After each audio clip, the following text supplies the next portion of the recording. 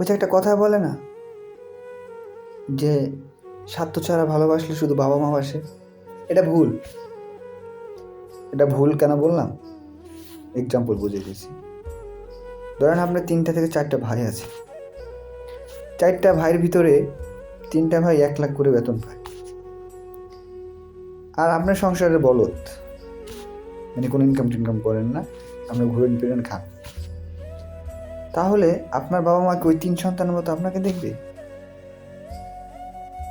কখনোই না। কেন দেখবে না জানেন?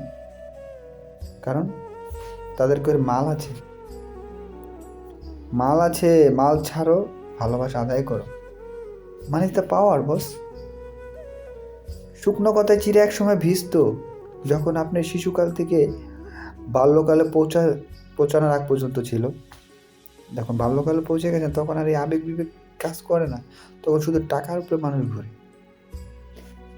ধরেন একটা সাধারণ রিক্সাওয়ালার কথা বলি, সে আপনার বাড়িতে আসলে আপনি কি আপন করবেন সাপোজ, আর যদি আপনার কাছে একটা এলাকার মেম্বার বা এমপি আসে, আপনার অবস্থাটা কি হবে তখন? কোথায় বসতে দেবে সেই জায়গাটাই আপনি খুঁজে পাবেন না। কারণ কি জানেন? It's the money. এই কথাগুলো হয়তো বেকার বলছি না, এখন এই জমানায় হাজারো পুরুষ নষ্ট হয়ে যাচ্ছে নারীর পিছনে পড়ে। প্রকৃত পুরুষকে জানেন? প্রকৃত পুরুষ যেই পুরুষের পিছে নারীরা ঘুরে, কিন্তু যেই পুরুষ নারীর পিছে ঘুরে হয়তো কাতিমিয়া কুত্তা। বিশ্বাস হলো না? আপনি দেখবেন কার্তিক মাসে বা ভাদ্র মাসে কুকুর কিন্তু পিছে পিছে ঘুরে।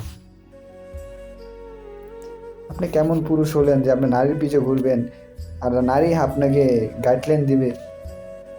আই ডোন্ট নো কেন। আরে ভাই, আপনি টাকার পিছে ঘোরেন না, নারী তো আপনার পিছে ঘুরবে।